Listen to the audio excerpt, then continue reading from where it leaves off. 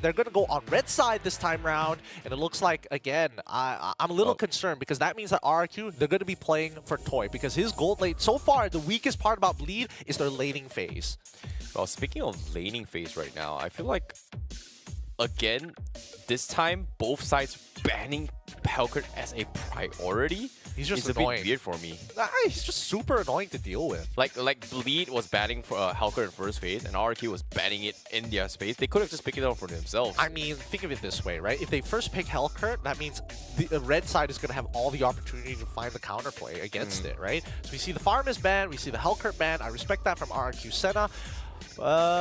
Bleed decide to get rid of 2 Enchanter-style mages, the Angeline as well as Matilda. That's totally fine, but I don't see enough gold lane bans here. I guess RRQ SENA is really confident, even if it's like Roger versus Harith, yeah. it should be a free matchup if the laning is going to be like that. Like right now, banning off Marksman isn't going to help them as well. Like there's Roger, there's Harith, as well as the triple threat, right? There's no point banning. I think that RRQ, there's no reason for them to ban it, right? I think it's kind of the onus on Bleed. What does Seiji actually want to have a decent matchup? Because he lost the lane Moskov versus Natan, and he had to recall 2 times before eventually getting solo killed on that third turtle. Okay, Loi was as a priority instead. I was expecting the baby ban the Barats instead, considering the fact that they let Loi through, they first pick themselves, and then ban off the Barat. Because both these teams, they do prioritize on Barats a lot. So no need. Because if they get rid of the Loi, that means Jay, who's known to play Loi before the initial buffs on Loi actually comes, he gets a comfort hero for free, right? So they're limiting the options. They're willing to give away the Barats, but they're willing to take a really strong gold laner. And I think considering Toy's performance in game number 1, if he knows how to play Roger, he's absolutely just going to stomp a Bleed into the ground unless they send members to actually help out Seiji, right? This is based off of first interaction. For all I know, it just could be a bad matchup that Seiji is just not used to. But to be fair, Moskov has been on a rise. Yeah, I'm a little bit surprised by this Baxia ban coming from Bleed here. Maybe they're anticipating like, hey, no Baxia, just forcefully pick the Harith and then pick a Phoveus to deal with this Harith. No, they just wanted to play Fredrin for free. They just wanted to play Fredrin. This means that Barats falls into the hands of RRQ SENA as well. Okay. Bleed, they lock in the Valentina. Again, very safe start for the side of Bleed. They want to see what RRQ SENA is up to first before they commit to anything. I don't know. I feel like right now, in terms of matchup here, like they have a lot of solutions to just shut down the Harith, right? Like, even if you don't play a marksman, you put a gold lane Phoveus against a Harith here. As long as Harith drops Salmon Force, that Phoveus is just gonna kill the Harith completely.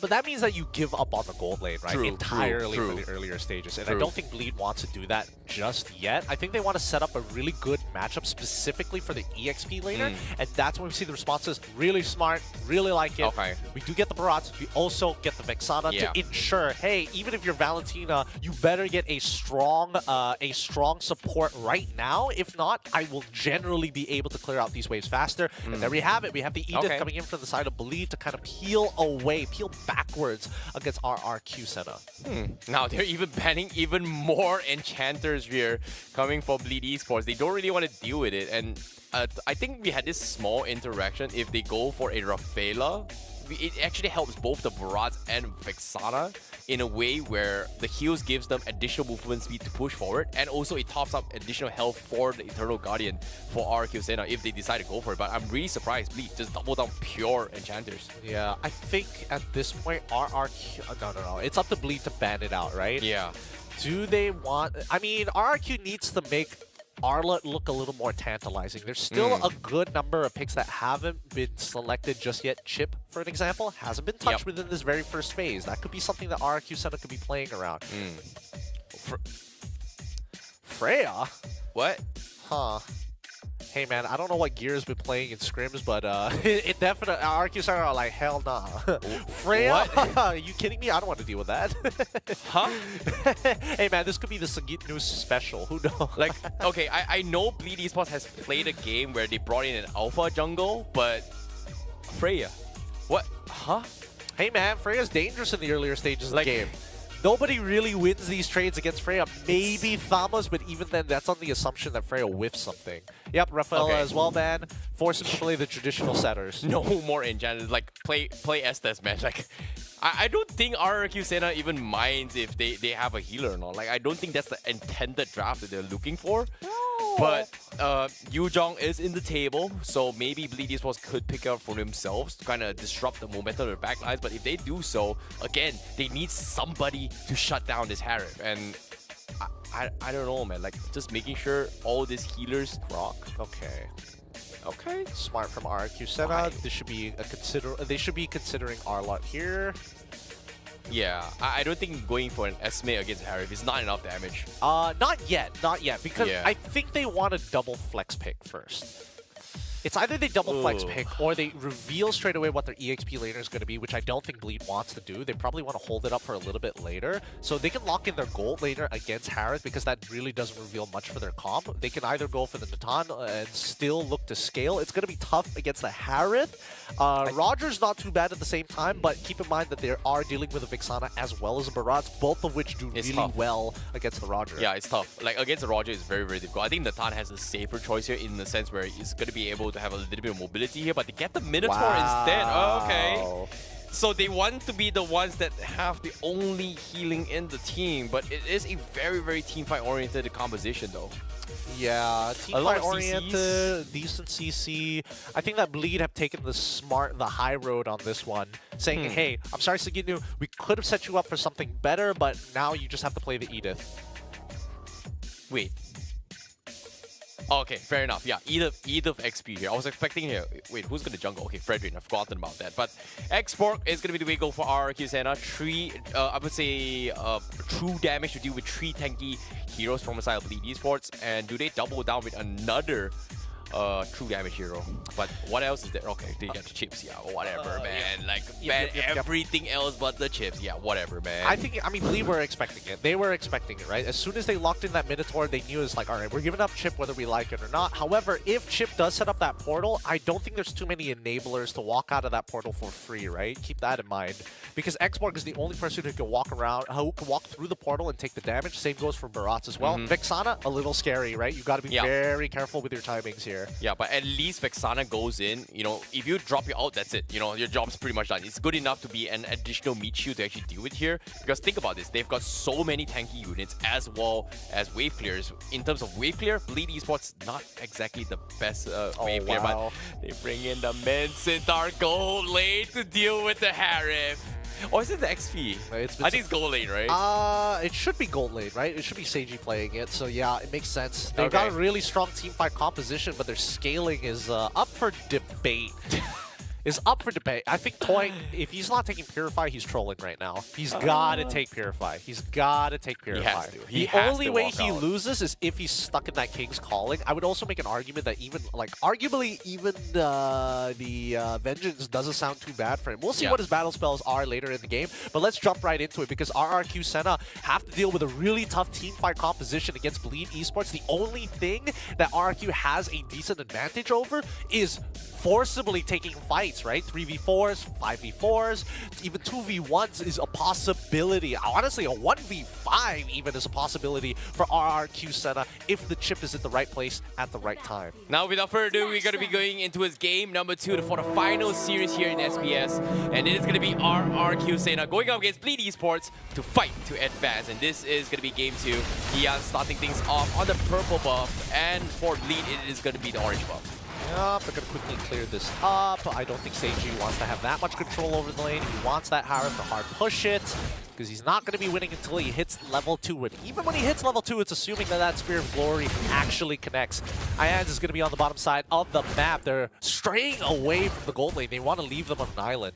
You know, personally, I feel like Bleed Esports has set up in the way to make this Minsitar work, right? Like, how this King's Calling kind of works is that once you drop it, you have about 3 seconds to burst him down. If not, he's going to be able to walk out here. So anything that can keep Harith alive is going to be completely shut down. And now, in terms of Purifies, you talked about it here, his battle spell is going to be Purify on Toy. Yep, that's exactly what we want to see here. And I mean, even Tenacity has been picked up from Okta, because he knows that he's the only other target that Bleed actually have to potentially punish. Now, Yaunt, he's pretty big right now. He's level 4. Daytona's welcome. They guarantee first blood here. Okay, they're going for the pick here. Jay gonna be losing a lot of life. Nope, he's gonna flicker away. But at the same time, RRQ SENA continuing with their pressure. And there's nothing Bleed can do about this, to be honest. Good save from Sagitnu. That Earth Shatter literally saved their team from first blood, not allowing Octa to close the distance and put him in range to be dropping skill shots from afar. This whole time, Jay has just been taking it up the butt. He has forcefully been recalling 2 times, one in the earlier stages and he lost the level for that. And now once again, 1 minute 30 seconds into this game, he cannot breathe. Yeah, speaking of breathing right now, like I feel like Sagit, he has been doing really well in all in his past 2 previous game as well. Like he's doing all he can. As long as he doesn't die and trade 50-50, it's all good. But top side, oh no, he's dead. There's no way he survives this. Bye-bye. Okay, one more dash. Oh, no. No, what? He survives it. Wow. I thought... Dang, okay, Sagitnu is able to get back out of here. Here comes the last Insanity, stolen away by Jay. Doesn't find the trade onto Dyrant. Jay now going to be taking a little bit too much damage, and he is also going to Oh. fall. But no, he doesn't. They turned the tides. They were able to trade Dyrant as well as Edok. What a clutch, just stolen last Insanity from Jay, just keeping him alive. It's crazy. So sad on both sides. Single digits left. Seiji ends up living with a sliver of his health. He should have died there, but unfortunately, RRQ SENA was not able to interweave the auto attack. But the rest of the team also taking a good amount of punishment down on the bottom side. Like Octa, he's dependent on his skills, and right now, Dyrant and top of the damage leaderboards, right under him is Idok and finally Ayan. So a majority of RRQ SENA leading in terms of damage. Oh boy, now before the first turtle clash here, seems like they are setting up for a little bit of play. But again, now Daytona's welcome. Gonna completely whiff the mark here.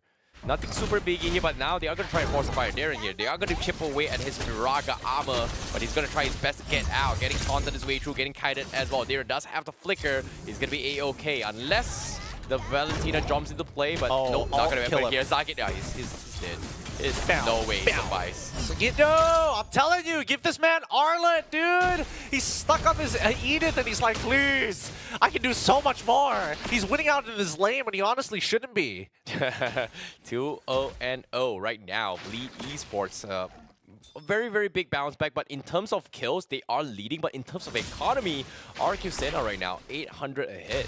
Crazy. I mean, Bleed like to keep it close, right? It's going to come down to these moment-to-moment plays that RRQ SENA have shown to be much better at in comparison to Bleed Esports. But at the same time, at least they're fixing their laning phase, right? A couple of close calls, don't get me wrong, but still, they're alive. Yeah. An interesting fact is that now Seiji's got the Corrosion Scythe, and to top it off, Jay does have a very, very early Necklace of Durance for this fight, which is insane. Just to deal with the Harif rather early, that's so much emphasis on him. I mean, he got the Gleaming Gem. At this point, he might as well, right? I don't think it's too far off. Seiji. Oh, here comes the hook coming in. Daytona's welcome will get out, but here comes the drop as well. They've got the shotgun. He's on tree, man. So much damage. Seiji first of all. They've got the Minarich, but the turtle has been secured by Bleed Esports, and they need to get out. Yon now is gonna fall to the Insanity double kill for RRQ SENA.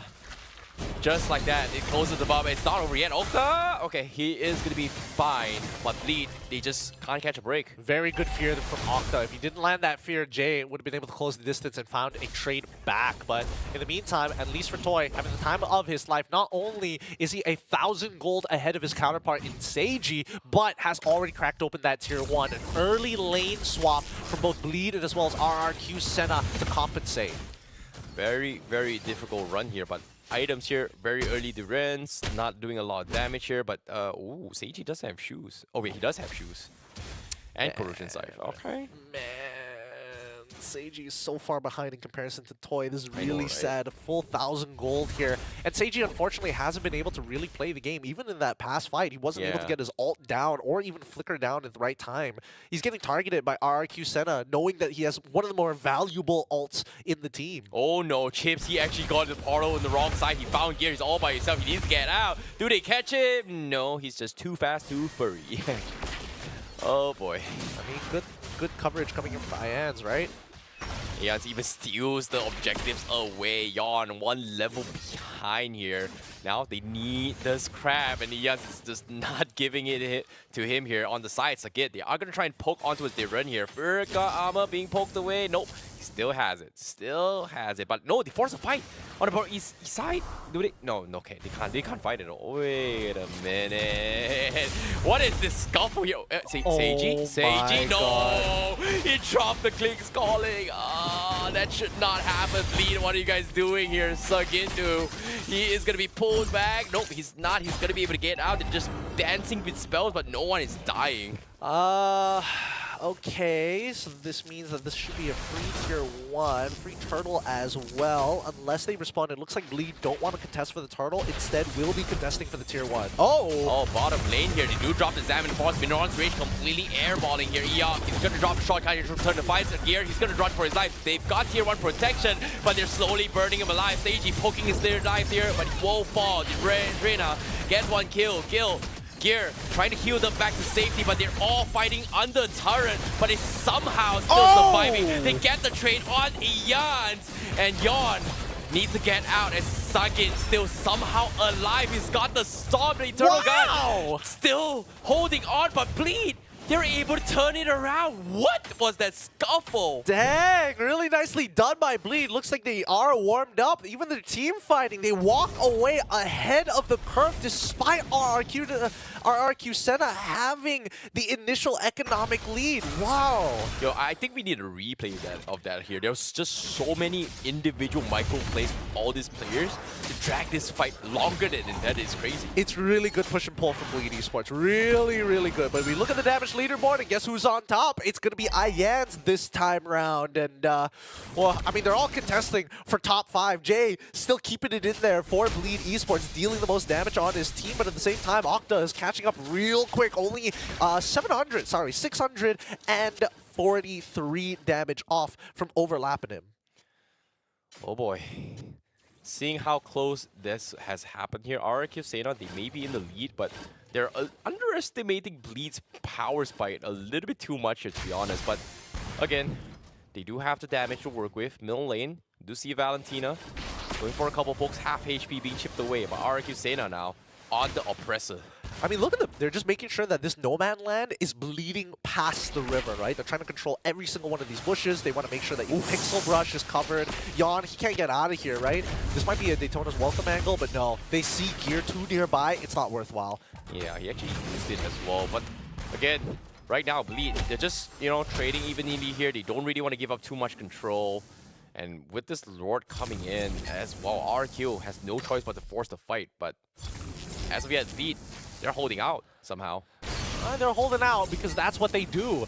They know exactly what they need to sacrifice, and if they're able to force a 50-50 onto Bleed, trading equally, that's the most ideal situation. But now, it's about how do they get ahead. Sagit, they're going for the combo. Yes, it's very, very tanky here, but they do not focus the damage. A shortcut has been used. They focus on Sagit. He's flicking backwards as well. He's going to fall. That's going to be the first one down for Bleed Esports. RRQ continuing with their push as they try to look for more. Yawn tries to go for the stun. He doesn't connect, but he's getting chipped away and mowed down for now.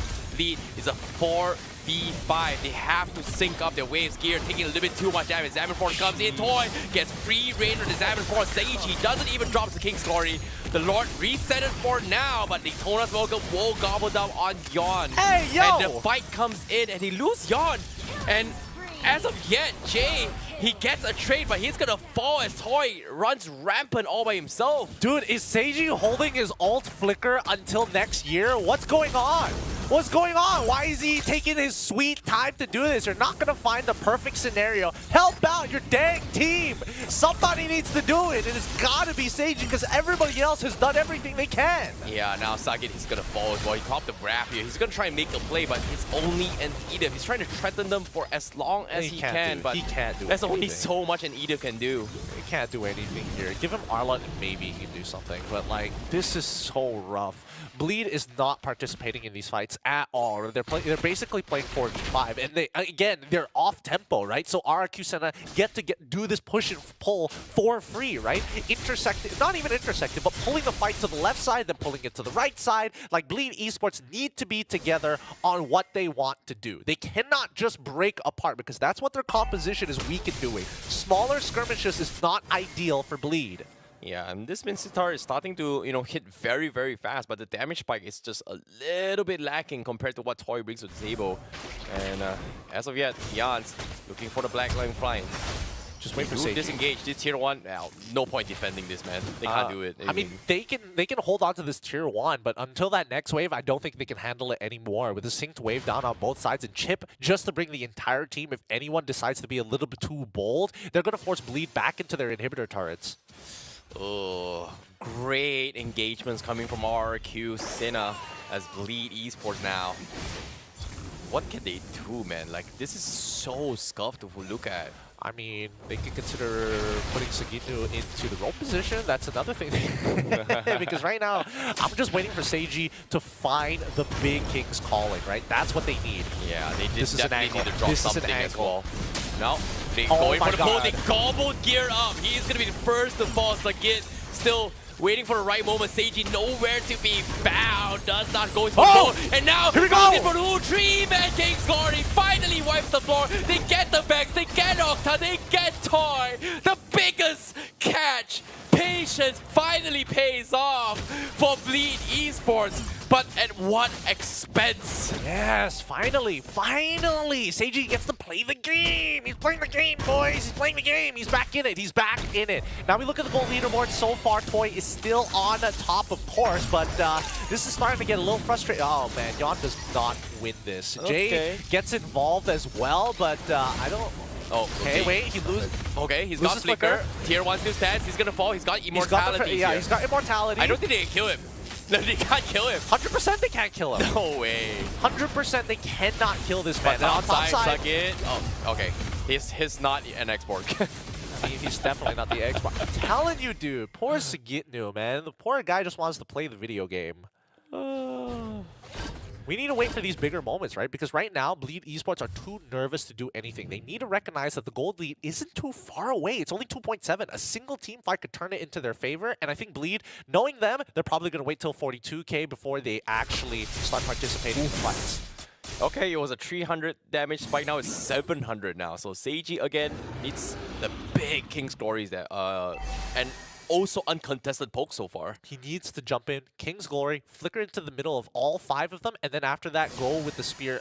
Go in with the spear and communicate with Gear who he's targeting so that Gear can flicker onto the target. Half HP on the Lord Bleed Esports. Can they make the play? Yon is forced to disengage here, getting zoned out by this export, but he eventually needs to get out. Ian's just bullying them for now. Toy drops him 7 force forward as well. He's gonna get stunned, but where's huh? Gear and as well as Seiji is on the top side of the map. They did not want to participate. Oh, okay. All right, free Lord for RRQ SENA. Bleed Esports not looking to actually contest this, and I don't know, man. Like, where's Seiji at? Top side with Gear.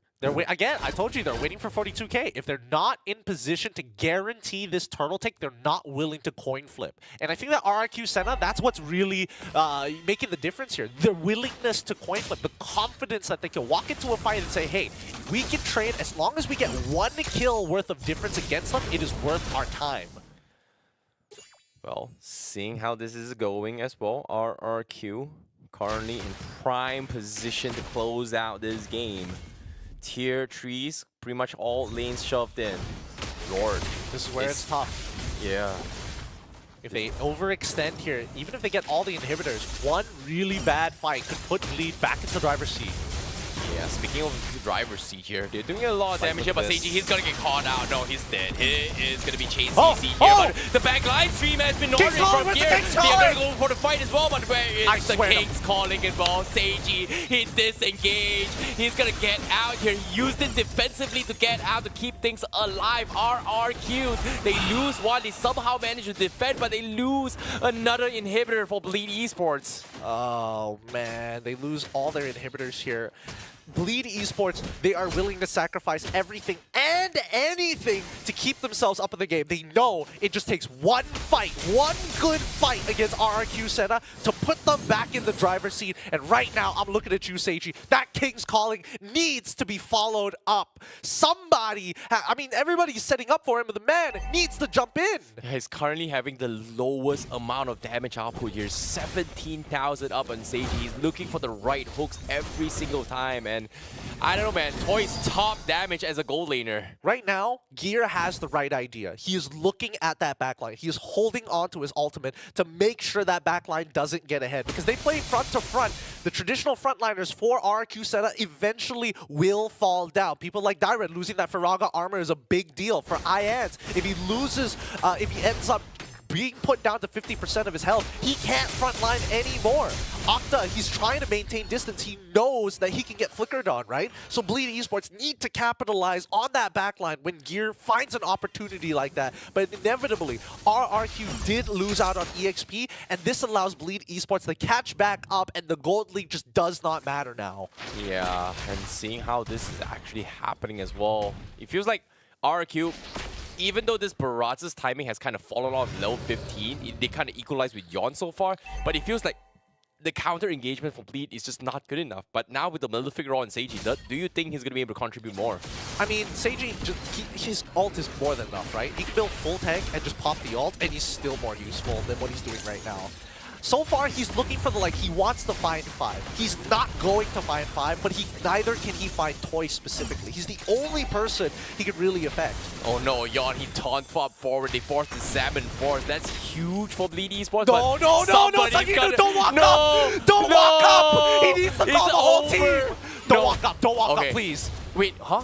He's not going in? No. He shouldn't be going in because he doesn't know where the members of Bleed Esports. They want to hold them hostage underneath this Lord. Yeah, they're going to try and shove the lane here, but now with the Lord coming in, RRQ, they're going to try and focus on Lord here. Meanwhile, Bleed Esports, they have to disengage for now. Now, Edom finally shows himself. He's going to try and drop the shortcut, but it doesn't matter. They're picking up the back line. King's calling. Seiji looking for the hook. He's trying. He's got it for now. Now, 4-man King's calling to turn the tide. And Bleed Esports flips the table. Enoch is down, so is Ians. Now, Toy, with no King's Calling, full Salmon Force, gets a double. He trades off 2 for 2.